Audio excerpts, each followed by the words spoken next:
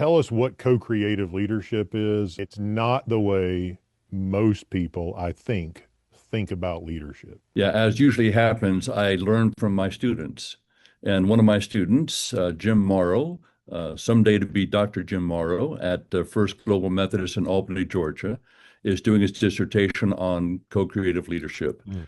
So I've done reading and other kinds of learning in shared leadership, but that whole concept really generates out of the middle of the 20th century. But as you follow the logic of that conversation, it goes from shared leadership to now thinking in systems and how we learn from the systems. And you start to run across some pretty familiar authors in that conversation, like Peter Senge, for example. And now it starts to sharpen and bring into now this particular subset of shared leadership called co-creative leadership. Yeah. And it's I think, a very compelling, especially for folks who are at the beginning of their leadership career or at mid-career. Folks like me, we were still steeped in the leadership from the top, this kind of mosaic model that says the great leader is going to be the one to kind of drive the ship and go take care of all the hard decisions and tell everybody what to be and do. And the reality is that modernistic sense of leadership is not sustainable in the 21st century. What's intriguing to me as I talk to younger leaders, and the ones especially who are taking up the mantle of an existing church, Mm. to put it frankly, that they're following boomers who have their own style, which is top down typically, Yep. and I'm the CEO. And now they enter in now as a co-creative leader, as a shared leadership kind of leader, and they're having to negotiate the space to say, all right, how do I shift the culture here? What has gone before me, my predecessor, he or she's been great and wonderful and timely in their own day, but this is a different day. How do I live into who I am and how God's been calling me? And in this culture now that does no longer trust a top-down kind of leader and is asking for some way to contribute into the direction of this organization. So many questions there, right? So the older models would say leadership is from the top down. Co-creative leadership would say the decisions emerge from the team, right? Absolutely. So instead of like one person coming in saying, all right, give me all the information, maybe the team provides the information, the data. This person's looked at that section, this person's done some research, and the leader takes all that in and makes a decision, and then the team goes and executes it. Shift to the team comes together and the leader cultivates a process or facilitates a process where the decision legitimately arises from the group, not from any one person in the group. That's it exactly. There's this shift from a mosaic model. I don't go up to the mountain and get the commandments and bring them down to an apostolic model Hmm. that says the Spirit has been speaking to all of us. Yeah. Some of us listen better than others. Some of us have to hone our ability to discern and listen to the voice and follow the voice of the Spirit. But we trust that the God of all of creation and the God who lives in each of us by faith is the same God by the Spirit who will whisper and sometimes speak loudly through the group to say, this is the way, walk in it. Yeah. And if that theologically is true, and I believe it is biblically and theologically, then we have a responsibility to pay attention. Yeah. I've been a pastor for 20 years, and one of the things I've learned is how important it is for leaders to build trust with their teams. So I've put together a short electronic resource that I want to share with you called 4 Practices to Build Trust on Your Staff. Whether you lead a small church or a large church, you need to be focused on trust building. And this resource will give you actionable principles that will help you with exactly that. Just click the link in the description below to download your free copy now. It one of the books or podcast or book article. I've listened to a bunch of stuff on this lately. So one of the things that came up was um, it's not just the leader going last, right? Old model was leader just goes first, makes a decision. Here's what we're going to do, and then you have had some folks come along and say, well, actually, the leader should hear what everybody has to say, so they feel like they've got some dignity, and then the leader's like, all right, here's how we're going to proceed. Hmm. And some of the literature I've read actually says that is just as bad because Yep. it makes people feel like they're kind of going through the motions and it doesn't really matter what they say because we're just going to do what the boss wants to do anyway. Hmm. So how do leaders kind of cultivate a not going through the motions? The contribution from the team is real, like that's a real, authentic. Like how do you get from your team expecting you to make a decision to Hmm. you inviting the team to participate in that decision? Well, of course, one of the challenges is, do we slow down enough to Mm. allow it to happen? Because we are so addicted to speed and efficiency and whatever it might look like in our own minds that we outpace the Spirit. I mean, kind of the classic reminder I have from time to time from Susan Muto and some of her writing is we need to embrace again the pace of grace, Mm. understand that God's not in a hurry. And sometimes we have to move quickly, but the Spirit can be faithful and give us wisdom and help us to move forward and to shift from buy-in to wisdom, Mm. to shift from, okay, I'm going to hopefully get your best counsel, but it's really also about getting your ownership of where we need to go, Yeah. as opposed to this is wisdom seeking. And I may have a good idea about where we need to go, but I may be dead wrong. Mm. But together, we believe the Spirit can speak to us and give us insight about what the next step needs to be. And when you're on the older model, or we're calling it the older model, just kind of the Uh, top down model, right, right. right? In that instance too, I have found, because I've led in that way in the past sometimes, Hmm. people are not going to be honest with you. Like even in Christian settings, right, where we value That's honesty, true. like they are going to tell you what they think you want to hear That's because true. they know, or they intuit anyway, that it doesn't really matter what they think. Well, and if leadership is influence, we then can get into a persuasion game Mm. where we now start to condition those who work with us to think as we do, rather than being independent of our own charisma, so to speak. If we can allow the same gifting of God in a very charismatic leader, one who's kind of off that scale, to rise up in those who may be less charismatic, so to speak, and to allow them to be, even in aggregate, a deeper and more profound insight and voice, Mm. then I think we've gotten hope, right? We've instilled hope into hearing God together, and we've allowed a healthier balance in how we discern together. Yeah, yeah, that's helpful.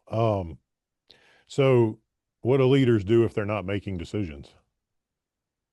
Well, the question is not about making decisions. The question is, are we stewarding the decision process? Okay. Yep. Yeah, the outcome's different. Yeah. The outcome is not, let's get the final word. The outcome is, let's get the word for today. Yeah.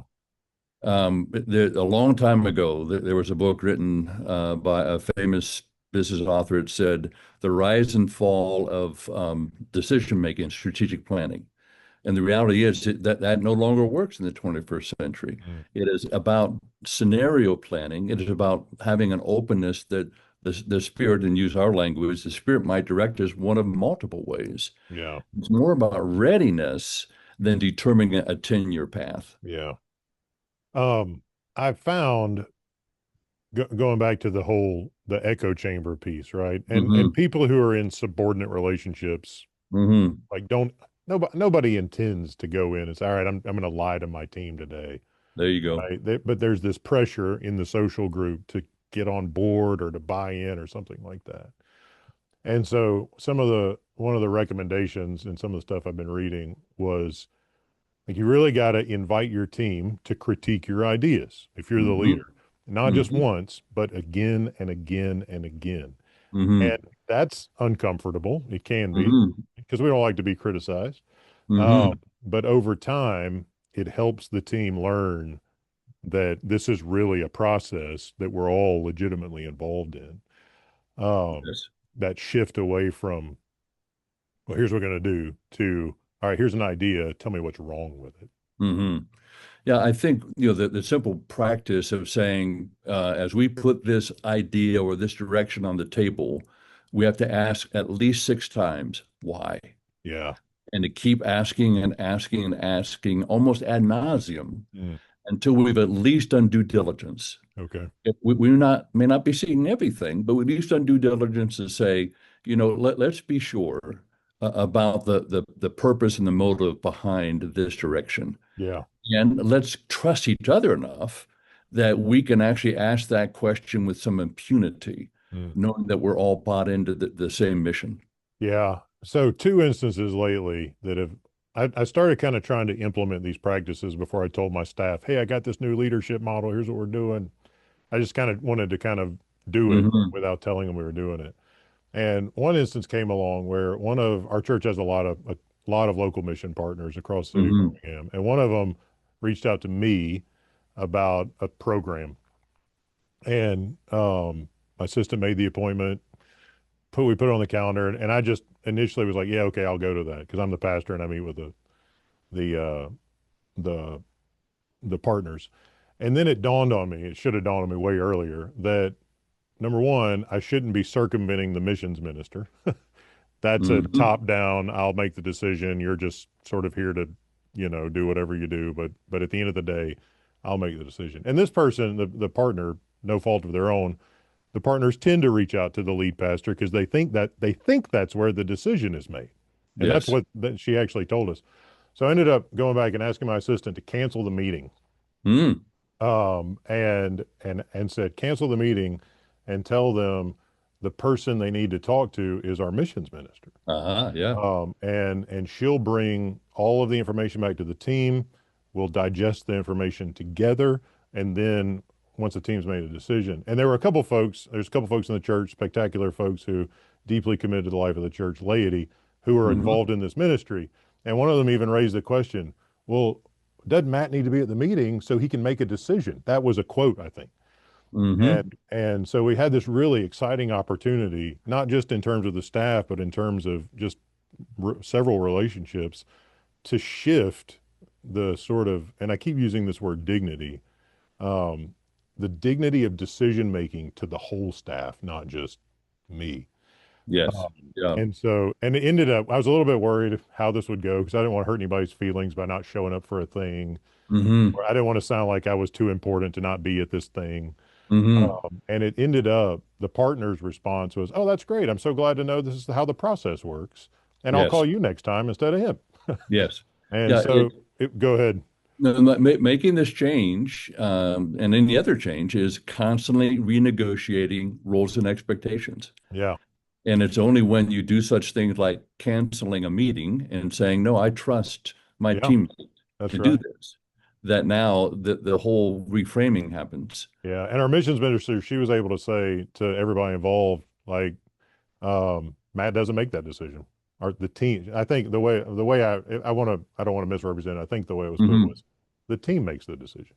Yes, And when that phrase was uttered, I felt like we were making some progress. absolutely. So I That's a was good really sign. excited about that because it's for me, it was kind of like just a really lovely vignette to say, okay, Hmm. moving, like the team knows that I trust them. They have real responsibility, and then we're going to come together and see how this fits in the whole thing and how Hmm. what we can do. So That's it. that was one piece. The other one was I put in front of them recently, or what if we had done it, a really big decision. And I thought it was or it would have been a big thing. And I thought it was the Hmm. right thing to do. I was like, Hmm.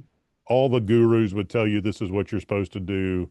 The church growth people, the strategy people, like, given the situation, this is what must be done. Hmm. And so I took it to the team, put it on the table, and said, all right, take it apart. What's the problem? Pros, cons, solutions, like unforeseen collateral damage. And we spent a, at least an hour, maybe hour and a half in multiple meetings Well done. hashing this thing out and ultimately decided not to do it. Not now, Uh-huh. maybe not ever, but just not now. Hmm. And it's the sort of thing Hmm. where I could have said, you know what? We're doing it. Yeah. That's all there is to it. And they would have executed it and they Hmm. would have done it well. But there was just a sense that as the conversation progressed, I could Hmm. tell that there wasn't a real sense of here's the direction, here's the right thing. Could we have done it? Sure. Might it have Hmm. been successful? Maybe. Hmm. But it was very satisfying to me to be able to let them help with that That's and to it. learn, and I hope that they feel like, hey, you're a serious part of the decision making, right? Well, it demands a shared clarity about the mission. Mm, If folks are not clear and on the same page about where we're headed, then co-creative leadership is tough yeah. because everybody has their own image of what that might look like. And if we're not careful, we start moving into multiple idols.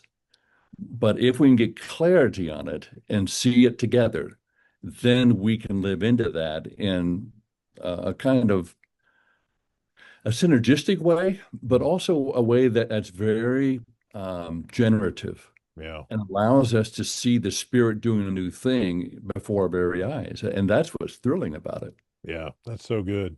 How important in that context is it for the leader to be able to say, I was wrong? Humility comes easy or hard, and if we submit to one another in mutual kinds of submission and mutual trust and mutual love, if we have that openness and vulnerability, that yes, I have a role to play. There are occasions when I'll have to make decisions because of the role that I have, Yeah. but I opt to, as my default, invite us all into this in every occasion that's reasonable to do. Mm, It's not that we abdicate and never make a decision. yeah. It's we get to choose those oases of time and moments of opportunity that say, God might want us to do some learning along with our decision making, Yeah. and we might hear the Spirit better if we do it together. And I wonder too, if folks on the team hear the leader say, I was wrong, then they get permission. Like they don't have to put up the false front when they make a mistake. It everybody on the team can be honest about that. Then that's going to help that decision making process because nobody's right all the time. Oh, that's impossible. Yeah. And when we're that, again, vulnerable, when we have that sense of trust that says, I'm going to fail pretty regularly here. Yeah. I'm trying to fail less, or if I fail to fail forward, but nonetheless, I'm human, and there are occasions when my humanity is more obvious than others. So let's enter into that together. Yeah. That's so helpful. Um, just to those who are watching, we'll put some links to some of the resources on co-creative leadership in the description to this video. But I want to say, and I guess I've really been reading it since last September when you told me about Mhm. it. But I think the way that you taught leadership when I was a student at Asbury anticipated a lot of the kinds of, Mm, mm. like, it's not a completely different thing than what you were teaching us. No, and there are easy links to the whole theology of servant leadership. There's an easy grounding that can happen theologically as we understand that we are all co-creators. That's how the Lord's made us Yeah. to live and to have our being. And there is in co-creation, there's a growing dependence upon the Spirit and a growing dependence on the Spirit through each other. It forces us into another form of being shaped in community. Oh, it's so good. So on that, maybe there's somebody who's an associate pastor, or they're a member of a church staff, or maybe like a lay leadership team, but they're not in charge of it. How can someone who's not the top leader in the room begin to have some influence to help shift things in that co-creative way? Yeah, there are a lot of different angles that come along with that, depending on the context, of course. If, for example, the lead person, the senior leader, he or she is a kind of high control person, it'll be a little bit more challenging. But if there can be those holy experiments, even to start with the senior leader first, to Hmm. say, I'd like to try an experiment. Can we spend 30 minutes together as a team around this idea, and to bring a very simple experiment from the co-creative leadership material, and to say, again, I'm not trying to disrupt things. I'm just trying to help us learn and grow. Yeah. Oftentimes that works. If the leader, the senior leader, is resistant to that, then it might be worth thinking about being a tempered radical. And that's a phrase that comes from Deborah Meyerson. And again, not subversive. It isn't about trying to sabotage things, but it is around trying to have informal conversations with different folks in the system, Mm. and to say, talk to me about how you think we're doing, and what do we need to learn next, without even naming co-creative. Yeah. And how are we doing and learning, for example, as a team in the way in which we function together? Yeah. And usually start to open up opportunities. Not always, but Yeah. usually. That's super helpful. So I think what I hear you saying is like learning to ask really good probing questions can shift the conversation in the right direction.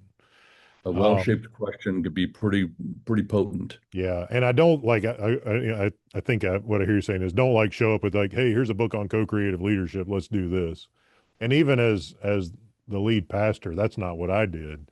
Exactly. You modeled it. We've sort of we just did the process, and then after we'd done it successfully a couple times, just recently, I sort of said, hey, here's what we're doing, and kind of named it because I do think we're to a Mm-hmm. point now where it's actually quite helpful to name Mm-hmm. to say, hey, here's what just happened, kind of an action reflection piece. Yes. Here's what just happened. Here's why it happened, and here's how, and let's make sure it keeps happening. There Right. you go. There you go. So It's a colleagues taste should, and see approach. yeah, say that one more time. It's a taste and see approach. Yeah, right. And I'll say it tastes good. It really does. Just, I'm with you, man. it's very satisfying to me to watch my team get excited about the decision-making process. Because again, I think it goes back to this is where I started thinking about leadership in relation to flourishing to connect the dots Mm-hmm. earlier conversation. If the team is invested in the decision-making process, Mm-hmm. you don't have to worry about buy-in, do you? Mm-hmm. It's again, not everybody is married, not everybody has children, but for those who do have children, or those who hope to raise children as kind of surrogates, there is this beautiful dynamic built into creation itself, Mm. that when we get to participate in creation, there is a joy in joining Yeah. creation in that Yeah. unfolding event. Yeah. So theologically, when God creates human beings and endows them creative capacity, you're made in the image of God, and when that relationship is consummated, it makes another creature made Mm-hmm. in the image of God. Mm-hmm. There's an inherent dignity in the creative capacity, Mm-hmm. and that's somehow they human beings, and that's not just married or sexual relationship that God gives it, even in the cultivate the world and make it beautiful and Mm-hmm. have Mm-hmm. dominion, steward the creation. Like when someone is given the power to create, there's inherent dignity that comes with that because it says, I trust you, doesn't it? Well, and it aligns with what we're heading towards, right? Eschatologically, that's what we're walking towards. Moltmann, some other theologians talk about we need to live today as if the future is already broken into today. Mm-hmm. It's not going to be complete yet, but we're living out the hope that we know is coming. Real quick, I want to say thanks to everyone watching. Here at Theology Project, I'm committed to providing resources that will bring the Bible to life and equip you for faithfulness. I really appreciate that so many of you have subscribed to the channel, and I wanted to offer this personal invitation to those of you who are new to the channel to go ahead and click subscribe. I promise these videos represent my best effort to help you understand the Bible better and grow in your faith. Thanks for being part of this community.